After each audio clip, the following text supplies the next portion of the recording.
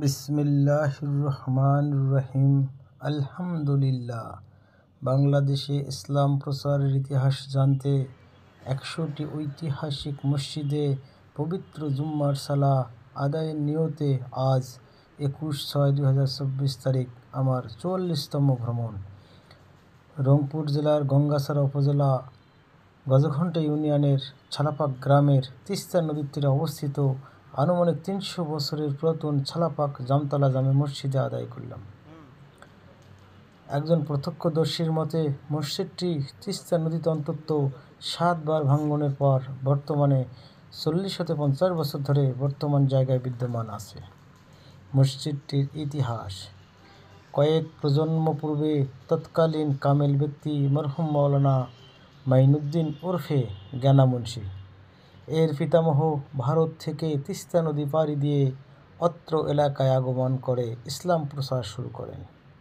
মাওলানা মাইনুদ্দিন ছিলেন উত্তরবঙ্গের আহলে হাদিস ধর্মমত প্রচারের একজন অন্যতম প্রচারক। তৎকালীন সময়ে মসজিদটি কয়েকটি এলাকার আহলে হাদিসের প্রধান জামাত ছিল।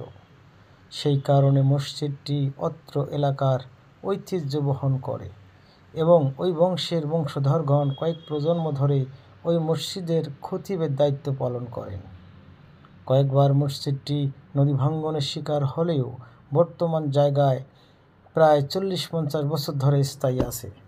তাই বর্তমানে টিনশেড পাকা মসজিদ ঘর নির্মাণ করা হয়েছে। যদিও মসজিদটি থেকে তিস্তা নদী মাত্র কয়েক মিটার দূরে অবস্থিত, এমনকি নদীর শাসনেও বাঁধ বিদ্যমান নেই। মসজিদটির প্রাক্তন খতিব মরহুম মাইনুদ্দিন ওরফে জ্ঞানা মুন্সি একজন কামেল ব্যক্তি ছিলেন। তার সম্বন্ধে যেসব কিংবদন্তি শোনা যায় তার মধ্যে তিনি শুষ্ক জমিতে আমন ধান রোপণ করার জন্য হাল চাষ করতেন। এলাকার লোকজন তাকে জিজ্ঞেস করেন, পানি ছাড়া শুকনো জমিতে কিভাবে ধান রোপণ করবেন?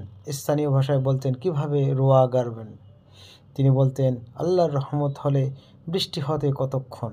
সত্যি সত্যি কিছুক্ষণ পর রোদেলা আকাশেও শুধুমাত্র তার জমির সীমানায় বৃষ্টি হয় এবং বৃষ্টির পানি দিয়ে তিনি ধান রোপণ করতেন।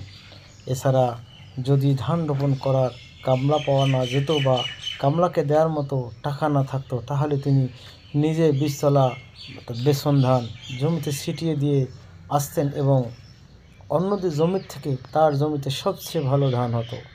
মরহুম মাইনুদ্দিন ওরফে জ্ঞানা মুন্সির বাড়ির পুকুরে গোসল করলেও কখনো পুকুর পাড়ে খোলা জায়গায় কাপড় পরিবর্তন করতেন না। বাড়ির ভেতরে গিয়ে পর্দার সহিত কাপড় পরিবর্তন করতেন। ওনার মৃত্যুর পর ওনার ওসিয়ত মোতাবেক ওনার কবর পাখা করা হয় নাই, শুধুমাত্র কবরের চিহ্ন ঠিক রাখার জন্য কয়েকটি সীমানা ফেলার দিয়ে রাখা হয়েছে। ছালাপাক গ্রামের সকল মানুষ আজও বিশ্বাস করেন যে মরহুম মাইনুদ্দিন ওরফে জ্ঞানা মুন্সির কবর বিদ্যমান থাকার কারণে ওনার কবরসহ কিছু সংখ্যক ঘরবাড়ি নদীগর্ভে বিলীন হয়ে যায় নাই, যা আজও বিস্ময় ও অলৌকিক মনে হয়। আমার নিজের দেখা তিস্তা নদীর খরা স্রোত ওনার কবরসহ কিছু ঘরবাড়ি ব্যতীত প্রায় ২-৩ কিলোমিটার সমান পিছন ডান বাম নদীগর্ভে বিলীন হয়ে যায়। পাঠকদের ইচ্ছা হলে ছালাপাক গ্রাম ভ্রমণ করে যেতে পারেন। বর্তমানের অলৌকিকতা: মরহুম মাইনুদ্দিন ওরফে জ্ঞানা মুন্সি কয়েক কবরকে নিয়ে বর্তমানেও যে সমস্ত অলৌকিকতা বিদ্যমান আছে তার মধ্যে উল্লেখযোগ্য হচ্ছে, কিছু কিছু মানুষ সন্ধ্যার পর ওনার কবরের পাশ দিয়ে হেঁটে গেলে সুগন্ধি পান। এছাড়া কেউ ওনার কবরের পাশ দিয়ে যাওয়ার সময় উচ্চ স্বরে বাদ্যযন্ত্র বাজালে তা বিকল হয়ে যায়। এমনকি বর্তমানে কেউ মোবাইলে গান বাজিয়ে ওনার কবরের পাশ দিয়ে হেঁটে গেলে মোবাইল নষ্ট হয়ে যায়। তাই বর্তমান প্রজন্মসহ ছালাপাক ও অন্যান্য এলাকার মানুষ তাকে শ্রদ্ধার সহিত স্মরণ করেন এবং কবরটির পবিত্রতা রক্ষা করেন। ধন্যবাদ। এবারে আমি এই মসজিদের একজন পীরে কামের লোক ছিলেন, তার নাম মাইনুদ্দিন ওরফে ওনার এলাকার লোকজন জ্ঞানা মুন্সি বলে রাখতো। ওনার সম্বন্ধে একটু জন্ম এলাকার প্রত্যক্ষদর্শীর কাছে একটু ওনার সম্বন্ধে আপনি বলেন তো। আমি তো ওনার সম্বন্ধে আমি বান্দাদার ঘরে শুনছি, তো ওনার গোড়ের বাজি যায়, ওই মানে সুগন্ধি পায়, তার পরিমাণ ওই উনি ফির ওই জামাতবাসীর দেখে বেগারি হাল নেছিল ওনার সুগান ভই সুগান জমি ধরা হাল বেতন টেতন চলছে ওরা সুগান ভয়ে যায় নামাজ বিছিয়ে আল্লাহর যেটা হাল লাগাইতেছে আল্লাহর কাছে পানি দিছি এখন মেঘ এখানে কালো মেঘ এখানে উঠিয়ে আসিয়ে ওমারে যমুনতে খালি পানি আর কোনো যমুনত পানি পড়েনি একে ওয়া টোয়া গাড়ি একে জামাতবাসী হাল টাল বয়া ওয়া টোয়া গাড়ি ওখান থেকে আসছে এগুলো আমার বাপ দাদারকে কইছে আমি তার কাছে হারা শুনছি। আচ্ছা, বর্তমানে নাকি ওনার কবরের পাশ দিয়ে কেউ উচ্চস্বরে মাইক বাজে গেলে ওনার মাইক ওই নষ্ট হয়।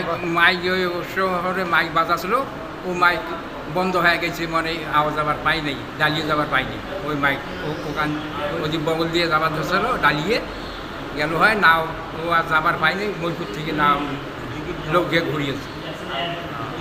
আর একটা শোনা আর শুনছি ওই মানে গোসল করছিল ওই পুকুরেতে মানে ওই পাশে পুকুর নিজের পুকুরে মানে গোসল করিয়ে মানে বাড়ির ভিতরে যা কাপড় চাপড় মানে পাল্টাইছে মানে বাইকে পাল্টাইনি আর ওই ব্রিটিশ যদি আইছে দৌড়ে নাই উনি ওই মানে যে আল্লাহ পানি দেবে আল্লাহ আমার সুখী দেবে কাপড় আমি ওরা দৌড়ে দৌড়ি কোনো করে মানে ওনার ইমানের জোর আল্লাহর প্রতি হ্যাঁ। যথেষ্ট ছিল। হ্যাঁ কোনো মানে দৌড়ে নাই। আরেকটা কথা শোনা যায় যে ওনার কবরের পাশ দিয়ে এখনো সুঘ্রাণ হ্যাঁ বের হয়। এখনো সুগন্ধি। আপনি কিরকম কোনো সুঘ্রাণ পাইছেন আজ পর্যন্ত এরকম? আজ পর্যন্ত আগে ওগুলো আসলো এখন আর মনে এখন ওটা আর হয় না। হয় না আগে আসে এক সময় তো পাওয়া যায়। এক সময় পাওয়া আচ্ছা, আরেকটা কথা হচ্ছে যে ওনার কারণে নাকি এই এলাকাটার নদী জানেন হ্যাঁ। দুই সাইডে নদী গেছে দুই জানেন? সাইডে গেছে ওমার পাশের নদী এসে ঘুরে গেছে দুই সাইডটি নদী ওমার আর ওদের নদী আসে ওখান থেকে নদী ফ্লোট গেছে ওখান থেকে বা নদী ফিরে গেছে এই জায়গাটা বাসে যে অন্য পাশে নদী গেছে। অন্য পাশ দিয়ে নদী গেছে এইটা আমি জানছি ওনার- আপনাদের কাছে শুনছি। উনি এই জামাতের ইমাম ছিলেন হ্যাঁ এই একসময়। জামাতের ইমাম এই জামতলা মসজিদের ইমাম আসলো তারপর ইমাম আমার ছেলে করে গেছে তারপর ইমাম আমার বেটা করিয়ে তারপর আমার নাতি করে গেছে 3-4 ছেলেরা করছে। আচ্ছা, ধন্যবাদ আপনাকে। আমরা মোটামুটি ভালোই জানলাম আপনার সম্বন্ধে। আচ্ছা, আসসালাম।